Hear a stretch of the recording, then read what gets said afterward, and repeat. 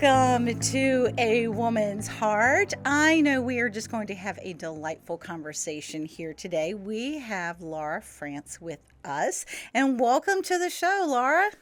Lisa, it's a joy to be with you. Thank you for the invite. Thank you. Well, unfortunately, your video is not working. So for the YouTube, they're not going to have any video of us talking. So sadly, that will be the case. But I'm sure we are still going to have a lovely conversation about some of your latest book, and probably we'll mention a few of your others.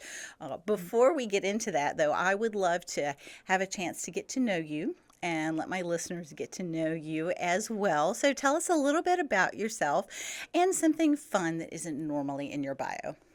Oh, fun question. Well, I've been writing since I was 7 years old, Uh-huh. and I wasn't much good at sports or music or anything else early on. I did love ballet though, but I just found there was something magical about writing and, of course, reading. And I was raised by a reading teacher, and so our house was always centered around books. But I never stopped writing, and here I am mid-century and still writing. I didn't want to publish.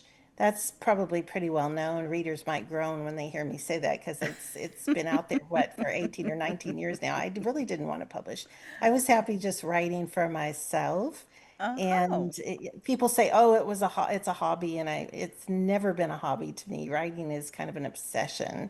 I think if you're gifted to do something, you can't not do it. You're mm-hmm. driven to do it, and to the exclusion of all else. And writing was that for me. And I see in hindsight God's intervention because I actually was on track to go. I was accepted to law school and Oh, was on okay. track to become a research attorney. And I love research, but I can't imagine living in that black and white world. Mm. And I don't think the Lord intervened and took me another direction. And I'm very thankful because I was just weeks away from going, and I Wow. just don't think it would have been a good fit. So he saved me the expense of law school and finding out I am not a lawyer, I am a writer. And I'll be forever Yes. grateful. So that's the little known fact about me, probably. Yeah, very good. Well, and you say you call Kentucky home, but you live out there in Washington State Yeah. and enjoying the West Coast. And you mentioned you've always been writing because it always there's some people that have always loved writing, have always wanted to be a writer, that have always had a story in them, and then some are like, "Well, I really didn't want to. God told me I had to." Well, I'm one of those, right? It was a 40 years in the wilderness. I literally was 40 years from the time I first wrote my first story until I was published. There's Wow. some biblical symbolism. I'm no Moses in the desert, but the Lord did teach me a lot during those 40 years. And I think the hard lesson was it was His gift. He had called me to do it, and it was an act of obedience and submission to use it for Okay. him. And so that's where I am right now. And we're like, I think up to two novellas and 17 novels now. So more to come. So I'm Yeah. being obedient, and I wouldn't trade it for anything in the world, but it's been a very humbling, surprising process. Publishing is not for the faint of heart. No. And if you've read Amazon reviews, or I have a really dedicated core of readers who love me and I love, but there are always those, you don't write Hmm. for every reader, Yeah. it's just, but it's been a wonderful journey. And so I'm really thankful for it and all that I've learned. Yeah, I have a friend who is an author, and she tells a funny story from a conference about someone who looked at her books and it was not for them, and it Right. was Yeah, you never forget those yeah, you just moments. don't forget get those, and it was not for that person. No, But that's sad because she could have hit on somebody that it was their, cup of oh, tea. but no, but she knows that there's plenty of other people that do Well, love good. her work. It was just no, it's a Right. funny story to her because she has no Yeah. desire to write what that reader Okay. wanted. So Oh, no, no. Yeah, like I said, it's a humbling process. yes, it is. Yes, it is. Now, where you mentioned it was a 40-year journey and it's obedience, but you always loved to write. And was it always that you wanted to write fiction? And how did God show you that no, He didn't just want to let you write for the fun of it. He wanted you to actually publish and have stories to share. I'm in awe of people who write nonfiction. I think that is definitely a special calling, and that's not my gift. Hmm. I guess I have a vivid imagination. My grandmother used to say I was high strung creatively. I don't know what I'd like to know what she meant by that now. I was her favorite grandchild too. So I'd like to delve more into that as to why she would call me high strung creatively. And then, but who knows? She's not here any longer. But I just felt the Lord. It took me a long time. I think it was mostly selfishness when I look back. I'm a very Hmm. private person. I don't like to be front and center, and we live in a very media saturated age. And even Yeah. if, I'm no J.K. Rowling, but even a small author has a platform and they have to perform. Mm-hmm. And I was never wanting to do that. I love my private life. We live by Olympic National Park in the house my husband built 30 some years ago. We have a very simple life. We live very remote. It takes a couple of hours to get to like the nearest Costco or any box stores. Oh my. So it's perfect for writing because there's just not much to do here unless you want to go swim in the lake and climb a mountain. Yeah. Uh, Okay. and we've done that a little past the age of doing that, or my interest level is not there anymore. But the Lord had to really, I don't want to say wear me down because he doesn't, I don't think he's a gentleman, but he had to show me that my holding tight to my privacy and not wanting to give back was kind of a pride issue. How do I Oh, look? How will I okay. perform? What will people say about me? And I think really that boils down to pride. What if they pick apart my writing, which people do? I don't Yeah. care who you are. Your writing will be picked apart and you'll get one-star reviews and the haters will come out. I just didn't want to deal with that. And I wanted to be a 1940s writer where there were before Amazon. That kind of cloistered author lifestyle, but that doesn't exist anymore. So it was really a battle over going public or remaining private with me. And I finally just said, Lord, I'll do whatever you want and leave the outcome to you. So that's where we are now. Well, and the word surrender comes to mind. Yes. The word Big sur capital letters. Yes, in all caps. It seems to be, I don't know, maybe God's trying to tell me something, Oh, because I seem to be hearing that a lot oh, with this is people. confirmation, maybe. Yeah, Maybe. maybe that whole idea of whatever we have and surrendering it to Him and saying, okay, it's not going to be my will, it's going to be Right. your will, and just trusting that even if it's not looking the way we want or the situations aren't always the way we want, that when we can fully give that to Him, there is Mhm. a peace and a freedom, even if it's kind of crazy. Right. There's a peace about it, and it's not the pressure or the stress. Or the stress will help will help give us the energy to do it, but not hold us back, if that makes any Oh, sense. well said, right. To all of that, I agree. And the Lord, if you're on a certain path, and it doesn't have to be writing, it could be, every one of us is gifted in certain Mm-hmm. ways, and the Lord Yes. has a very unique plan. And our gifts are as unique as our fingerprints. I know some writers that are, can do other things well, but I'm not one of them. I can't even write fast. I have a friend who is very successful and she can write a book a month. Oh And my that's word. just not, yeah, she's got it down to like it's just a science pretty much. She just can Wow. churn them out and she's very good at it. But I just am not that kind of writer.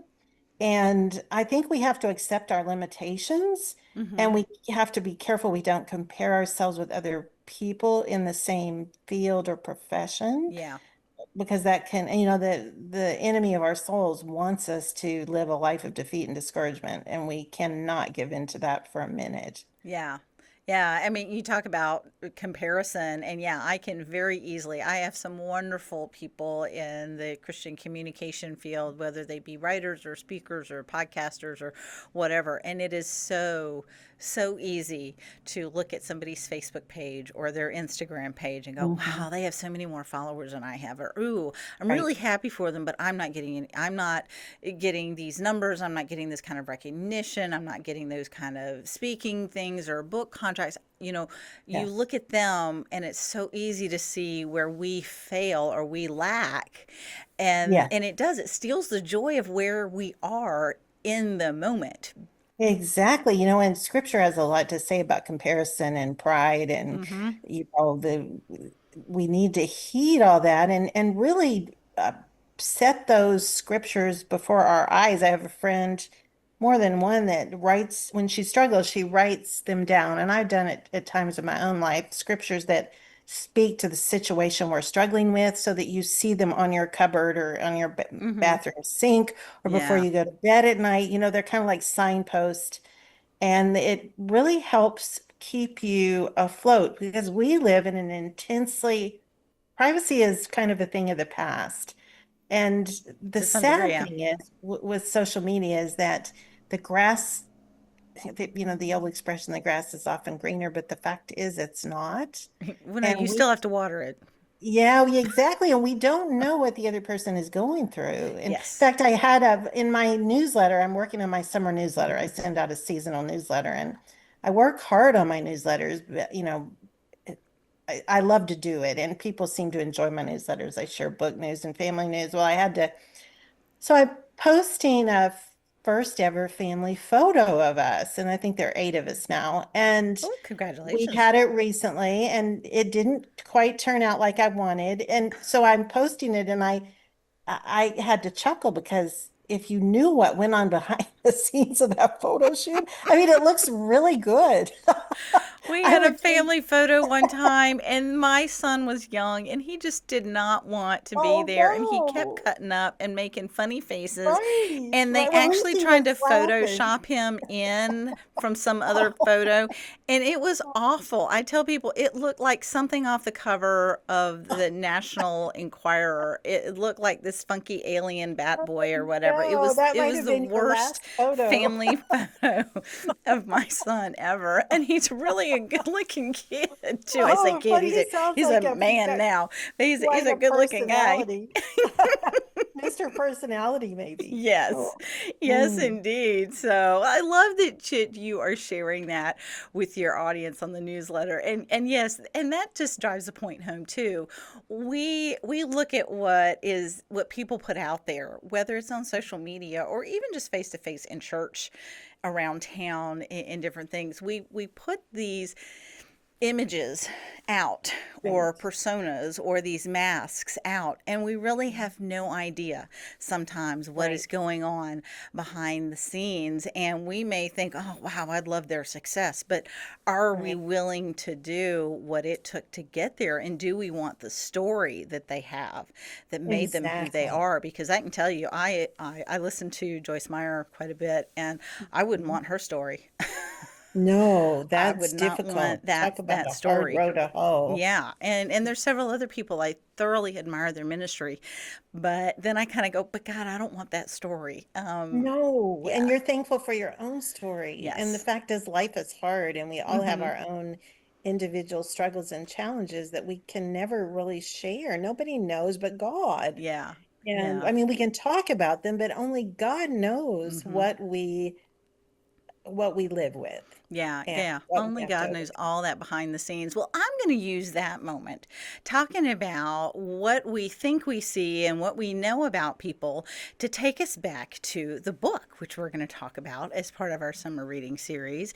And I just finished reading The Indigo Heiress, and we had fun talking about that because, as you know, on the back of the book, she's from a plantation along the James River. And as I shared with you, I live in that neck of the woods. So You do. You're the harshest critic, I probably, I or am. the most gracious, but you could really do a number on these historical set in your neck of the woods. Yes, I could because I live right here in Williamsburg, and you mentioned Yeah. Williamsburg in here a couple of times. I'm like, oh, I recognize that place. Oh, I recognize that place. And my sister-in-law lives right on the James River. They have a James River view, and I've been Oh along Route my. 5 and seen some of the plantations that were mentioned in there. And then Incredible setting. yes. Yes.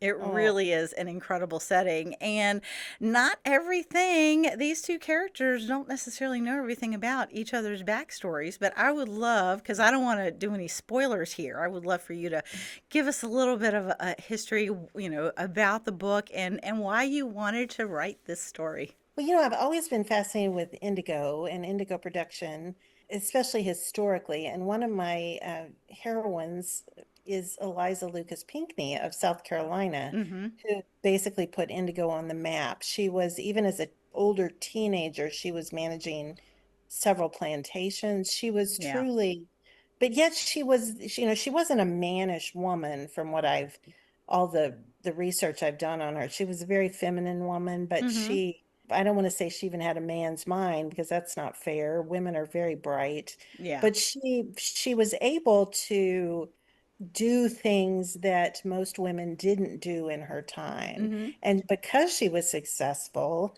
and so innovative, she was respected for it. I mean, Yeah. indigo cultivation was a very difficult process. It involved enslaved people. It stank. It was torturously hard work. And it was mostly produced. South Carolina was the leading producer of indigo in the 18th century. Virginia did grow it, but it was not very successful because, the difference between the climate and the soil and, between Virginia and South Carolina is actually Yeah. quite large. Mm-hmm. And they also, Virginians tried silk cultivation. I mean, the 18th century, they were always experimenting with, cash crops. Tobacco was bleeding the soil. It was, tobacco was king in Virginia and Yeah. still is probably Kentucky. I was raised by tobacco farmers, so I know a little bit about tobacco cultivation, Okay, but yeah. I grew up in uh, Durham, which was like the cigarette making right, capital. with all the Yeah. Kentucky tobacco, Mm-hmm. Yeah. probably. And Yeah, Virginia so and North yeah, Carolina tobacco. Yeah. it's a fascinating. So the tobacco lords were a really big thing in Glasgow, and when I've been to Scotland several times, and my forefathers are from Scotland. If you've read The Rose and the Thistle, that's my Hume ancestors from the lowlands. But Glasgow is fascinating to me. It's very artsy now, lots of museums. The food is fabulous and I just can attest it's to that because I just yes, went you there. were just I was just there visiting and there. I was like, I oh man, I wish know. I'd already read this book. I would have looked up some of I these know you places. want to go back already. I'm sure. I certainly do. But it just I didn't realize the tight tie between Virginia colony and Scotland, specifically Glasgow and Yeah, I the hadn't tobacco either. lords. Those tobacco lords were among the wealthiest men in Europe at that time. Wow. And they were merchants. Who would have thought? Mm-hmm. You have to admire them because I mean a lot of it was inherited money, but those first tobacco lords were that enrich Yeah. themselves. But it was also a vicious thing, and that's what our heroine Juliet has trouble with. She's very much against enslaving anyone. And true to her time period, there was, the abolition movement was starting to grow, and Mm-hmm. she was one of the first. There were men and women involved in the 18th century, and then Wilberforce became a force literally in Yeah. England, and I'm actually writing a novel about that now. But Oh, so it's just interesting how the two countries were tightly tied, and then yeah. to set a book on the eve of the American Revolution was quite interesting too. And I didn't make them patriots.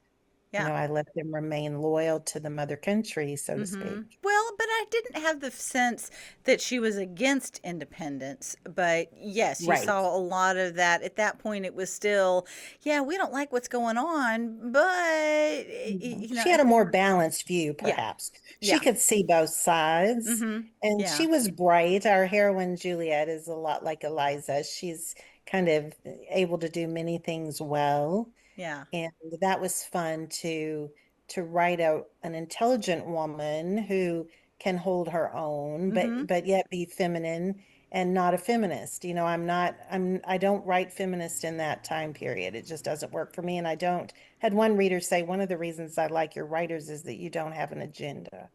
Ah, And I don't.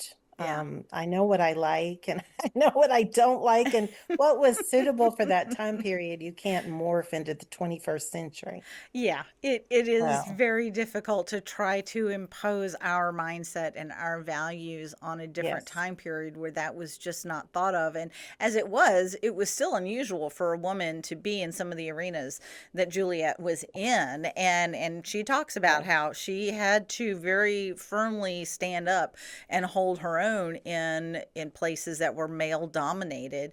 But I right, think it also spoke to her. She realized that, and she would stand up, but she was always trying to be kind and respectful about right. that. There was a way she went about it that, Hmm. you do, as Granny said, it's not the vinegary approach that wins people over. It's being Yes. gracious. So I love to make heroines gracious. If I don't like them or I can't write them. Well, that So would make that's kind of sense. my rule of thumb, right? Yeah. Well, and how much fun did you have finding the quotes at the beginning of each chapter? I'm going to drop the quotes. I just did a Revolutionary War novel that I'm working on now that's out next January, which I think I'm retiring the quotes. The AI and the internet have made quotes it's hard to source them now, which is why I'm retiring my Mm, quotes, but I okay. love them. I have books of quotes and I've gathered them since I was a teenager.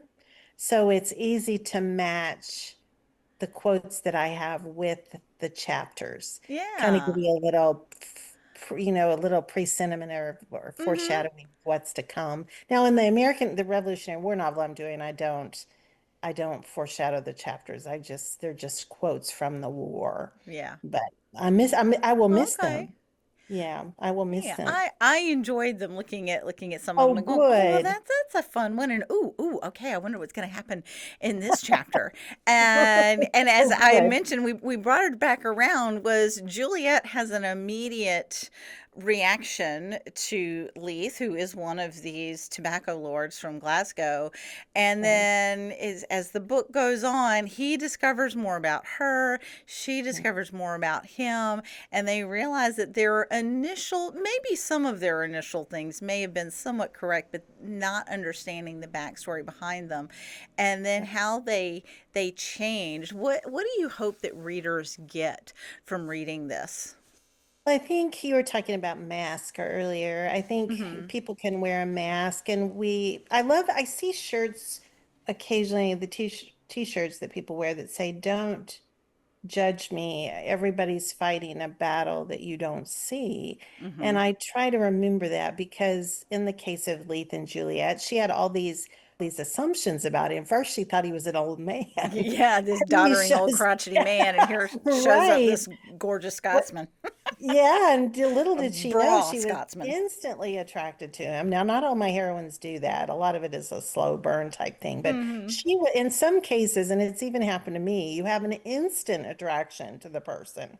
Instant. It can even be a friendship with a female, Yeah. not a love relationship, but you just feel Mm-hmm. like this person understands you. Well, in the case of Leith, he was, a bra Scotsman. She had a lightning-like attraction, and it violated everything that she had set herself up to Mm-hmm. dislike about him. So she was wrestling with that. And then she had to sift through the layers of his personality because he'd endured a very hard childhood Yeah. and a very grievous loss or two.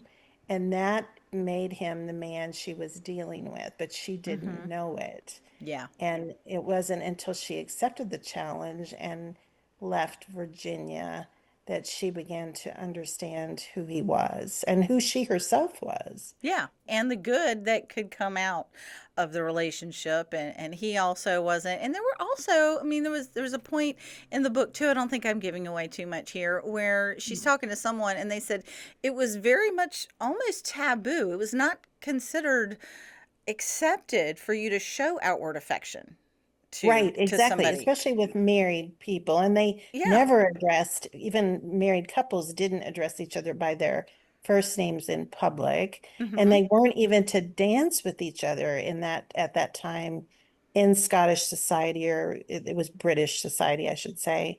Yeah. It was just kind of taboo. Interesting, all the social norms and the customs, that requires some digging because our present age is nothing like Yeah, that. no, it's Yeah, nothing like that at all. And so that was part of the thing too. And it's like, well, why don't they just do this? And I'm like, right, okay, take a right, step back. I'm thinking right. with my 21st century brain or Yeah. 20th It's century like, and, brain. and you're right, but even that, it's almost impossible to insert our present day minds into the 18th century. One of my Hmm. favorite quotes is, "The past is a foreign country." You know, Yeah. they Yeah. do things differently there. And I've actually put that in a book or two, but we can't even, you have a greater understanding because you live in the historic Triangle Hmm. area or by Yeah. colonial Williamsburg. Yeah. You have much more of a appreciation for the past and probably an education as well as an appreciation where most people don't. It kind of heartbreaking to me that our illiteracy levels about our nation's founding are so high. Yeah. People don't even know, a lot of them, who our first president was. They Yeah. don't.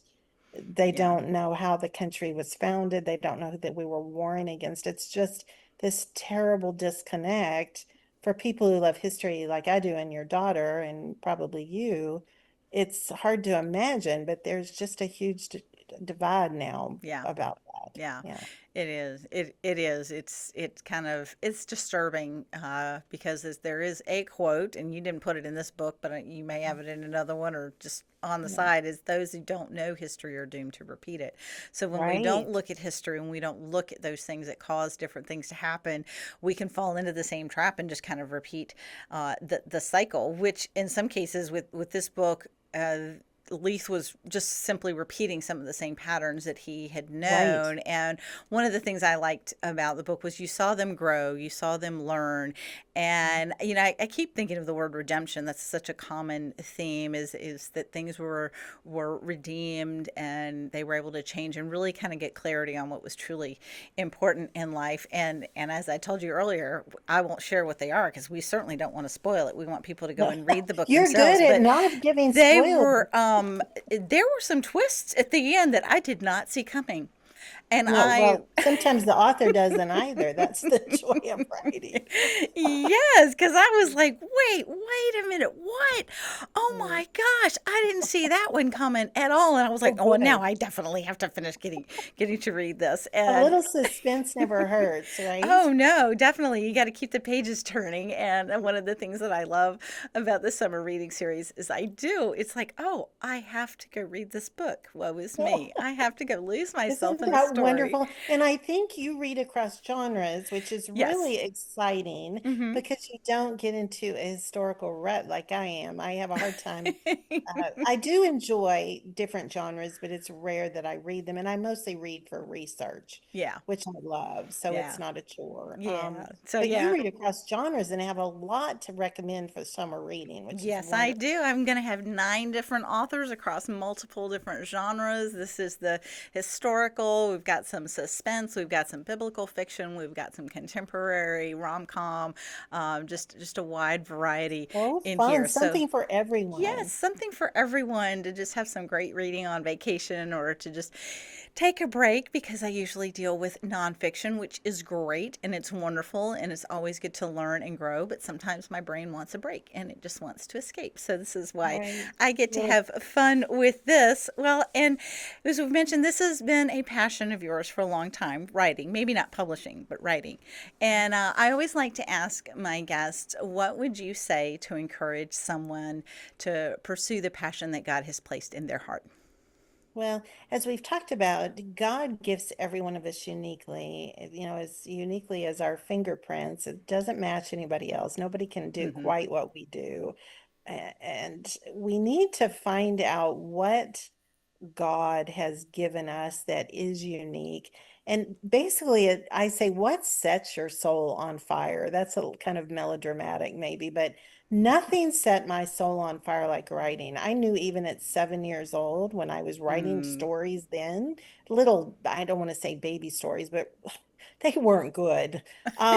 Stories only my mother would read, as they say, but she even sensed that there was something more to this. yeah. And I felt, even at age 7, that there was just magic in writing. It was Mm, unbelievably, I never got tired of it. I just wanted to eat, breathe, and sleep writing. And it only grew as I got old. So I would say to that person, find out what sets your soul on fire and what doesn't fade with time. A lot of us yeah. go into, like, I had a period of like 20 years where I cross stitched, and I was never really good at cross stitch, but I produced a couple of really nice pieces. But it was a phase, and I miss it.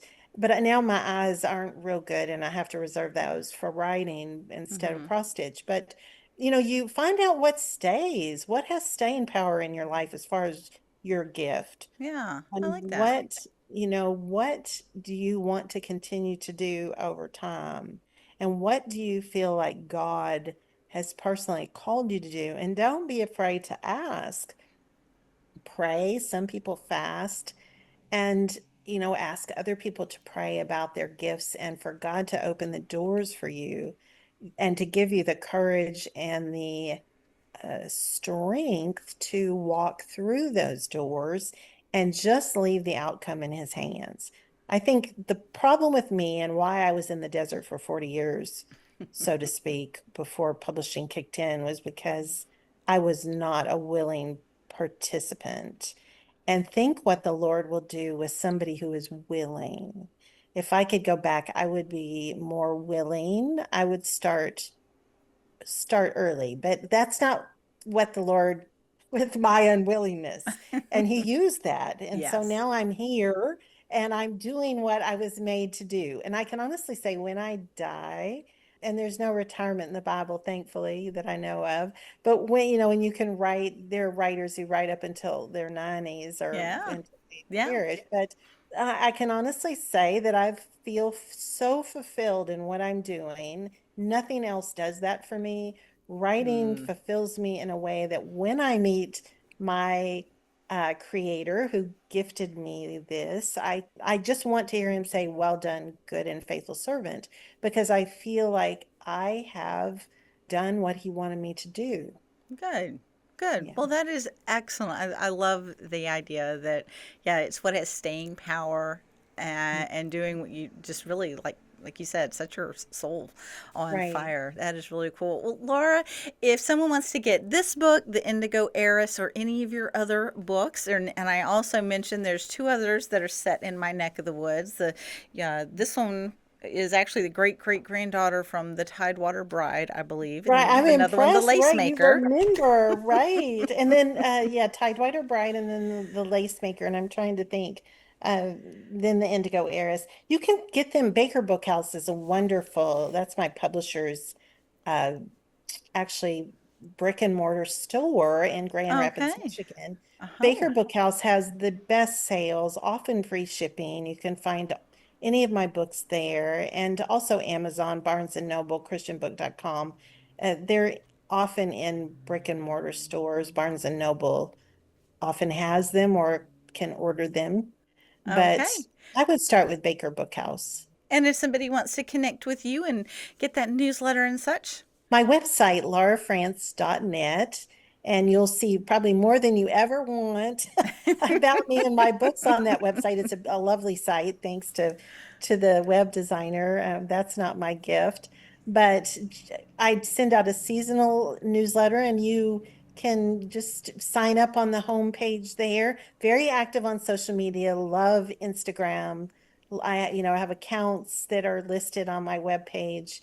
Click on Instagram or my Facebook author page, and I tend to answer every comment. Somehow the Lord gives me time. Okay. And I'm so appreciative of my readers and you for having me. You are very welcome. And Laura, it has been a pleasure to get to speak to you. And I did enjoy your book. I look forward to reading some more in the future. And so thank you for going ahead and being willing and going along with that gift that God gave you. And thanks for spending some time with us today. You're a treasure, Lisa. Thank you.